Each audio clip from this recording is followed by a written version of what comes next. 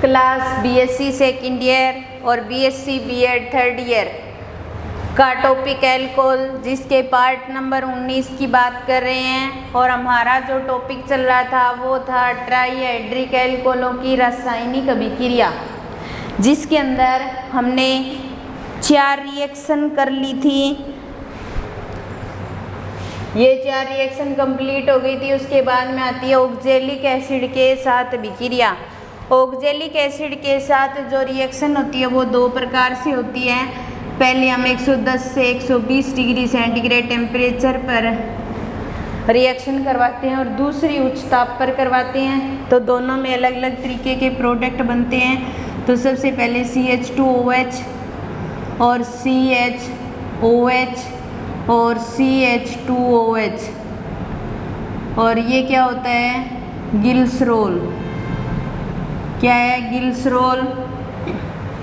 और गिल्सरोल की अभिक्रिया ऑक्जेलिक एसिड के साथ करवाएं हम। ये क्या है? Oxalic acid.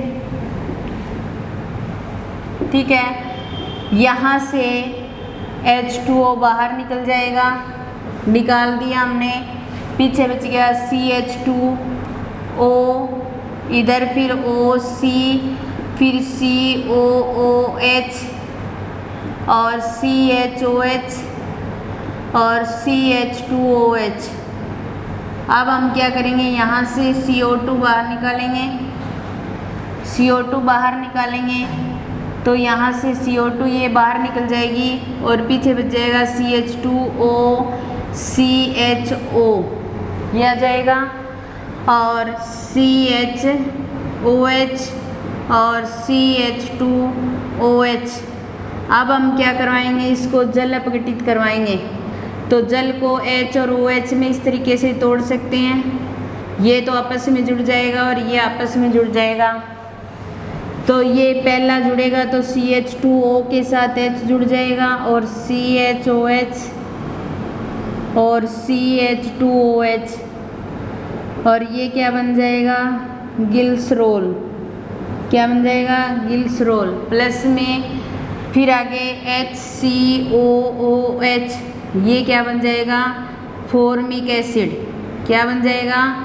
Formic acid. ये रिएक्शन जो होती है वो 110 डिग्री सेंटीग्रेड से 120 डिग्री सेंटीग्रेड टेम्परेचर पर करवाई जाती है। तो ऑक्जेलिक एसिड के साथ 2 रिएक्शन होती है। जब हम कम टेम्परेचर पर करवाते हैं तो हमें फॉर्मिक एसिड प्राप्त होता है। उच्च टेम्परेचर पर करवाएंगे तो अलग प्रकार का प्रोडक्ट प्राप्त होगा, वो भी करेंगे हम। तो सबसे पहले ऑक्जेलिक एसिड की रिएक्शन करवाई। ये OH और H2O के रूप में बाहर निकल जाएगा। एक मध्यवर्ती कंपाउंड की फॉर्मेशन हो जाएगी। फिर उसके बाद में CO2 बाहर निकाल देंगे और इसको CHO की फॉर्म में जोड़ देंगे। फिर जल अपघटन करवाएंगे तो गिल्सरोल और फॉर्मिक एसिड बन जाएगा। फिर उसके पश्चात ऑक्जेलिक एसिड की दूसरी रिएक्शन आती है। ये हमने क्या ले लिया? ट्राईहाइड्रिक एल्कोहल, यानी कि क्या ले लिया? गिल्सरोल। गिल्सरोल ले लिया और इस गिल्सरोल की ऑक्जेलिक एसिड के साथ रिएक्शन करवाएंगे। यहाँ से H2O और फिर यहाँ से H2O बाहर निकल जाएगा H2O की फॉर्म में, और आगे क्या जुड़ जाएगा? CH2O और OC और CHOOC और CH2OH। फिर यहाँ से CO2 बाहर निकल जाएंगी तो 2CO2 बाहर निकाल देंगे और यहाँ 2H2O भी बाहर निकले हैं तो यहाँ बचेगा CH2 डबल बॉन्ड CH और CH2OH। Carbon carbon double bond के साथ सिंगल कार्बन हो तो उसको एलिल बोला जाता है। OH जुड़ा हुआ है तो क्या बन जाएगा? Allyl alcohol. तो हम ऑक्जेलिक एसिड की रिएक्शन 2 प्रकार से करवा सकते हैं गिल्सरोल के साथ। एक तो 110 से 120 डिग्री सेंटीग्रेड टेम्परेचर पर और दूसरा हाई टेम्परेचर पर। इससे ज़्यादा टेम्परेचर रखेंगे तो हम जब 110 से 120 डिग्री सेंटीग्रेड टेम्परेचर पर करवाते हैं तब फॉर्मिक एसिड प्राप्त होता है, और जब उच्च टेम्परेचर पर करवाते हैं तो एलिल एल्कोहल प्राप्त होता है। क्या प्राप्त होता है? एलिल एल्कोहल प्राप्त होता है। उसके पश्चात 6 नंबर रिएक्शन आती है एसिटिलीकरण। ये रिएक्शन करने के पश्चात हमारा ये चैप्टर कंप्लीट हो जाता है। आज हम इस चैप्टर को कंप्लीट कर लेंगे। लास्ट टॉपिक चल रहे हैं। फिर उसके पश्चात आती है एसिटिलीकरण, और एसिटिलीकरण के अंदर एसिटिल क्लोराइड या एसिटिक एनहाइड्राइड के साथ रिएक्शन करवाई जाती है। ग्लिसरॉल ले लेंगे हम, और ग्लिसरॉल की एसिटिल क्लोराइड के साथ विक्रिया करवाएंगे। ग्लिसरॉल ले लिया और CH3 C double bond O और Cl, ये होता है एसिटिल क्लोराइड। एसिटिल क्लोराइड यहाँ से Cl 3 लेंगे तो तीनों H के साथ HCl के रूप में बाहर निकल जाएगी, और CH2O COCH3 और CHO COCH3 और CH2O COCH3, तो क्या बन जाएगा? ग्लिसरॉल ट्राईएसीटेट। क्या बन जाएगा? ग्लिसरॉल ट्राईएसीटेट। तो आप एसिटिल क्लोराइड के साथ रिएक्शन करवाओ या एसिटिक एनहाइड्राइड के साथ, हमेशा ही प्रोडक्ट ग्लिसरॉल ट्राईएसीटेट बनेगा और 3HCl बाहर निकल जाएगा इसके अंदर। यही ग्लिसरॉल ले लिया और हम एसिटिक एनहाइड्राइड के साथ विक्रिया करवाएं, और एसिटिक एनहाइड्राइड इसको खोल के लिखे तो CH3 C double bond O और O और C डबल बॉन्ड O और CH3, ये होता है। तो ये CH3 COOH के साथ में माइनस CH3 COOH 3 मॉलिक्यूल बाहर निकल जाएंगे, और ये COCH3 इसके साथ जुड़ जाएगा और इसके साथ जुड़ करके यही बना देगा ग्लिसरॉल ट्राईएसीटेट। तो एसिटिलीकरण के अंदर एसिटिल क्लोराइड, और इसको बोला जाता है एसिटिक एनहाइड्राइड। क्या बोला जाता है? Acetic anhydride. तो आप एसिटिलीकरण के अंदर ग्लिसरॉल की एसिटिल क्लोराइड के साथ रिएक्शन करवाओ या एसिटिक एनहाइड्राइड के साथ, प्रोडक्ट हमेशा ही ग्लिसरॉल ट्राईएसीटेट प्राप्त होगा, और यहाँ तो HCl बाहर निकलेगी और यहाँ पर एसिटिक एसिड बाहर निकलेगा। वहाँ तो क्या निकलेगी? HCl बाहर निकलेगी, यहाँ पर एसिटिक एसिड बाहर निकल जाएगा। इसके साथ ही एसिटिलीकरण की विक्रिया कंप्लीट हो जाती है। थोड़ा स्पीड से ही करवा रही हूँ आपको, क्योंकि ये चैप्टर हम इस क्लास के अंदर इसी वीडियो के अंदर समाप्त करने वाले हैं, इसीलिए थोड़ा जल्दी कर रहे हैं। और 7 नंबर रिएक्शन आती है ऑक्सीकरण। काफ़ी लंबी रिएक्शन है। ग्लिसरॉल के अंदर जितने भी ग्रुप होते हैं वो सारे ऑक्सीकृत होने वाले होते हैं, इसीलिए ये कई तरीके के उत्पाद बनाते हैं। हम यहाँ पर इसको ऑक्सीकृत करवाएंगे, सेकंड कार्बन को ऑक्सीकृत करवा रहे हैं, तो यहाँ से H2O बाहर निकल जाएगा और CH2OH और C डबल बॉन्ड O और CH2OH, एक तो प्रोडक्ट ये बन जाएगा जिसको बोलेंगे डाईहाइड्रोक्सी एसीटोन। क्या बोलेंगे? Dihydroxy acetone. एक तो क्या बन जाएगा? डाईहाइड्रोक्सी एसीटोन बन जाएगा। फिर इसका ऑक्सीकरण करवाएंगे तो पहला कार्बन एल्कोहलिक समूह का ऑक्सीकरण करवाते हैं तो वो एल्डिहाइड में चेंज होता है, तो एल्डिहाइड आ जाएगा और CH2OH। क्यों? क्योंकि एक हाइड्रोजन ये, एक हाइड्रोजन ये, H2O बाहर निकल गया यहाँ से। ठीक है, एल्कोहलिक समूह का ऑक्सीकरण करवाते हैं तो एल्डिहाइड समूह में चेंज होता है, तो ये क्या बन जाएगा? ग्लिसरैल्डिहाइड। ग्लिसरॉल से क्या बना दिया? ग्लिसरैल्डिहाइड। फिर ऑक्सीकरण करवाएंगे इसी एल्डिहाइड समूह का, फिर करवा देते हैं और ये कार्बोक्सिलिक समूह में चेंज हो जाएगा और CHOH और CH2OH ऐसे कैसे आ जाएगा। और इसको बोलेंगे गिल्सरिक एसिड। क्या बन जाएगा, गिल्सरिक एसिड बन जाएगा। फिर ऑक्सीकरण करवाएंगे, अब नीचे वाले कार्बन को ऑक्सीकृत करवाएंगे तो दोनों ग्रुप COH के रूप में आ जाएंगे और इसको बोलेंगे टार्टोनिक एसिड। क्या बन जाएगा, टार्टोनिक एसिड। अब हम क्या करवाएंगे, इस टार्टोनिक एसिड को फिर ऑक्सीकृत करवाएंगे या फिर हम इसको ऑक्सीकृत करवाएंगे। इसको ऑक्सीकृत करवाकर और जो टार्टोनिक एसिड है इसको ऑक्सीकृत करवा करके यहाँ से H2O बाहर निकालेंगे। इसको छोड़ो एक बार, उसको करते हैं। H2O बाहर निकलेगा तो COH और C डबल बॉन्ड O और COOH बच जाएगा।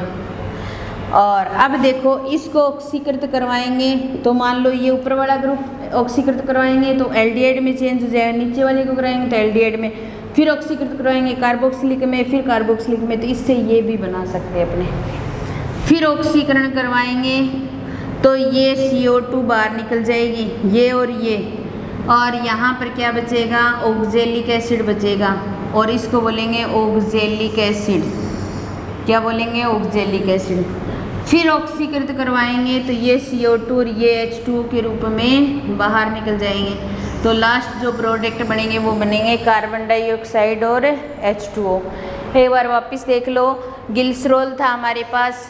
ग्लिसरॉल के अंदर सारे ग्रुप जो होते हैं वो ऑक्सीकृत होने वाले होते हैं, इसलिए ऑक्सीकरण में कई सारे प्रोडक्ट बनते हैं। सबसे पहले कार्बन का ऑक्सीकरण करवा रहे हैं, एल्डिहाइड समूह में चेंज हो रहा है तो गिल्सरैल्डिहाइड बनेगा, बाकी सेम रहेगा। फिर पहले कार्बन को कार्बोक्सिलिक समूह में चेंज करेंगे तो गिल्सरिक एसिड बनेगा। फिर लास्ट वाले कार्बन को एल्डिहाइड में, फिर कार्बोक्सिलिक में तो टार्टोनिक एसिड बन जाएगा। फिर इसको ऑक्सीकृत करवाएंगे तो ये H और ये ऑक्सीजन H2O के रूप में बाहर निकल जाएगी, ये बन जाएगा। और इससे हमने से किंड कार्बन को ऑक्सीकृत करवाया तो डाईहाइड्रोक्सी एसीटोन बना था। अगर इसको ऑक्सीकृत करवाएं, इसको करवाएं तो ये कार्बोक्सिलिक समूह में चेंज हो जाएंगे, तो इससे भी हम ये बना सकते हैं। फिर ऑक्सीकृत करवाएंगे तो यहाँ से CO2 बाहर निकल जाएगी, ऑक्जेलिक एसिड बचेगा। फिर ऑक्सीकृत करवाएंगे तो CO2 और ये H2 और ये CO2, 2CO2 और H2O प्राप्त हो जाएंगे। तो लास्ट प्रोडक्ट क्या बनेंगे, कार्बन डाइसल्फाइड और जल बन जाएंगे। तो इसके साथ ही हमारी ऑक्सीकरण जो है वो रिएक्शन कंप्लीट होती है। उसके बाद में नेक्स्ट जो रिएक्शन आती है वो है निर्जलीकरण। क्या है, निर्जलीकरण।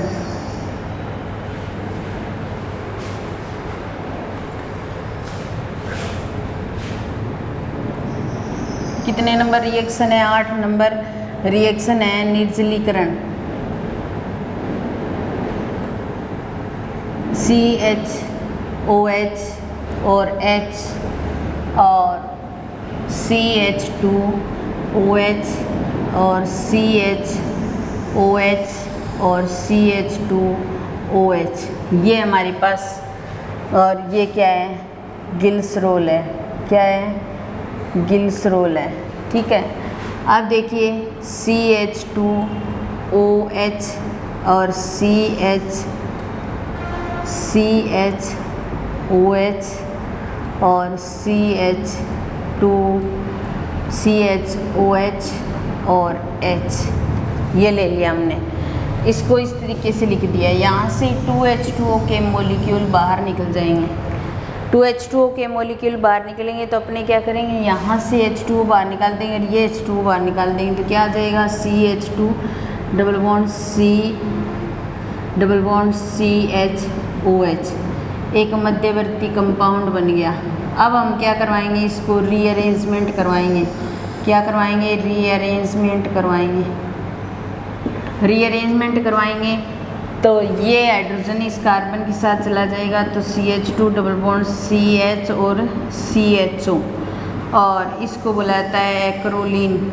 Alpha beta unsaturated aldehyde है ये कार्बन अल्फा और ये बीटा, अल्फा और बीटा के बीच में डबल बॉन्ड है, इसलिए अल्फा बीटा अनसैचुरेटेड बोलेंगे।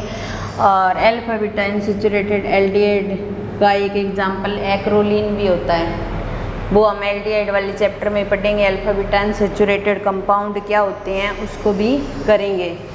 फिर उसके बाद में अगली रिएक्शन आती है ऑक्सीकरणीय विदलन।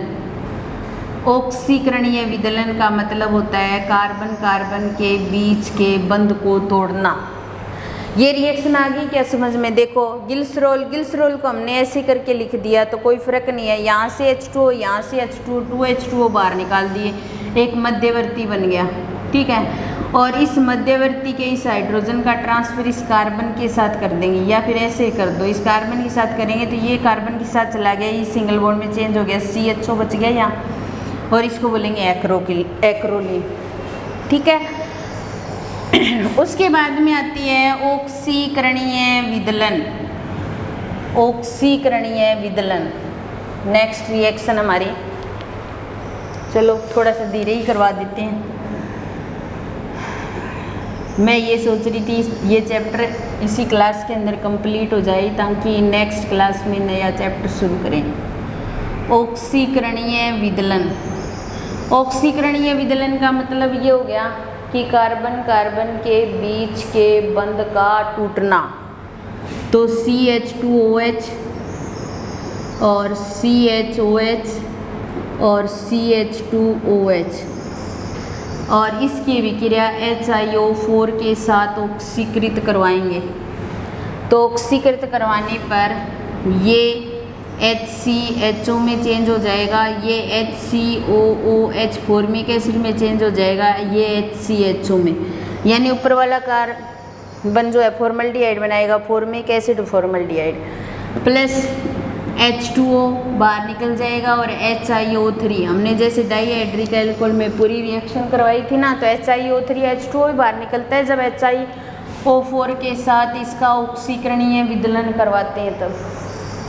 फिर उसके पश्चात गिल्सरोल ले लेंगे और गिल्सरोल का ऑक्सीकरणीय विदलन किसके साथ करवाएंगे? KMnO4 के साथ। किसके साथ करवाएंगे? KMnO4 के साथ ऑक्सीकरणीय विदलन करवाएंगे, तब ये ऑक्जेलिक एसिड में चेंज हो जाएगा, कुछ CO2 बाहर निकल जाएगी और कुछ H2O बाहर निकल जाएंगे। क्या बना देगा ये? ऑक्जेलिक एसिड बना देगा। क्या बना देंगे? Oxalic acid. अगर हम रिएक्शन करवा रहे हैं, ऑक्सीकरणीय विदलन करवा रहे हैं, जो ऑक्सीकारक लेते हैं HiO4 और KMnO4, उनके साथ गिल्सरोल का ऑक्सीकरणीय विदलन करवाते हैं, ठीक है। तो जिससे कार्बन कार्बन के बीच का बंध टूट जाता है, फॉर्मल्डिहाइड फॉर्मिक एसिड फॉर्मल्डिहाइड बन जाएगा और ये ऑक्जेलिक एसिड में चेंज हो जाएगा। उसके बाद में एक रिएक्शन लास्ट और है हमारी बेंजल्डिहाइड के साथ विक्रिया। बेंजल्डिहाइड के साथ विक्रिया, और बेंजल्डिहाइड जो होता है वो ये होता है C6H5CHO। बेंजीनिंग पर जब CHO ग्रुप जुड़ा होता है तो उसको बेंजल्डिहाइड बोला जाता है। तो यहाँ पर हम गिल्सरोल लेंगे और गिल्सरोल लेकर के बेंजल्डिहाइड के साथ विक्रिया करवाएंगे, तो C डबल बॉन्ड O लेंगे इधर H और C6H5, ये यहाँ से H2O बाहर निकल जाएगा और CH2O और CHOH और CH2O, ठीक है। और ये किसके साथ जुड़ जाएगा? इस कार्बन के साथ में CH6H5, और क्या बन जाएगा? एक चक्रीय ईथर का निर्माण हो जाएगा, साइक्लिक ईथर का निर्माण हो जाएगा। अगर गिल्सरोल की बेंजल्डिहाइड के साथ विक्रिया करवाते हैं तो एक चक्रीय ईथर का निर्माण होता है। तो इसके साथ ही हमारी रिएक्शन भी कंप्लीट होती है और चैप्टर भी कंप्लीट हो जाता है। अब देखिए सोडियम के साथ विक्रिया करवाई तो सोडियम लवण बन गए थे। हाइड्रोजन एलाइड HCl के साथ विक्रिया करवाई तो क्लोरोहाइड्रिन। HI के साथ विक्रिया करवाई तो एल्केन प्राप्त हुआ था। आयोडीन बाहर निकाल करके एलिल आयोडाइड में चेंज कर दिया। फास्फोरस हैलाइडों के साथ विक्रिया करवाई तो ट्राई हेलो एल्केन प्राप्त हो गए थे। मोनोकार्बोक्सिलिक अम्लों के साथ विक्रिया करवाई तो ट्राई एसीटेट प्राप्त हो गए। ऑक्जेलिक एसिड की रिएक्शन दो प्रकार से करवाते हैं। पहली रिएक्शन कम टेम्परेचर पर कराते हैं तो फॉर्मिक एसिड बनता है, और दूसरी उस टेम्परेचर पर करवाते हैं तो एलिल एल्कोहल प्राप्त होता है। एसिटिलीकरण करवाते हैं तो एसिटिल क्लोराइड व एसिटिक एनहाइड्राइड के साथ रिएक्शन करवाई जाती है और ट्राई एसीटेट बनते हैं हमेशा ही। ऑक्सीकरण करवाते हैं तो बहुत सारे कंपाउंड बन सकते हैं, glyceraldehyde, glyceric acid, tartronic acid, dihydroxy acetone या फिर ऑक्जेलिक एसिड, और लास्ट कंपाउंड CO2 और H2O प्राप्त होते हैं। में निर्जलीकरण करवाते हैं तो निर्जलीकरण का मतलब होता है H2O का बाहर निकालना। H2O के मॉलिक्यूल बाहर निकालते हैं अपने और एक मध्यवर्ती का निर्माण करते हैं, और लास्ट में एक्रोलीन प्राप्त होता है जो एक अल्फा बीटा अनसैचुरेटेड एल्डिहाइड है।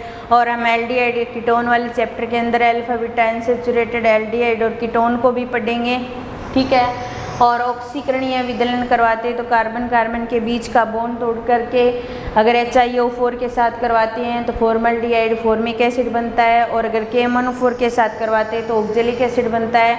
और बेंजल्डिहाइड के साथ अगर रिएक्शन करवाएं तो यहाँ से H2O का मॉलिक्यूल बाहर निकल जाएगा और एक चक्रीय ईथर का निर्माण हो जाएगा। इसके साथ ही हमारा चैप्टर यहाँ पर कंप्लीट होता है। इस एल्कोहल चैप्टर के साथ फिनोल चैप्टर भी है इसी यूनिट के अंदर, तो वो भी करेंगे हम चैप्टर स्टार्ट अभी। इसके बाद में फिनोल वाला चैप्टर स्टार्ट करेंगे। और आप सभी बच्चों से विशेष निवेदन यही है कि इन वीडियो को बार बार देखें और अपनी स्टडी को जारी रखें। इसके बाद मैं अपनी क्लास यहीं समाप्त करती हूँ। धन्यवाद।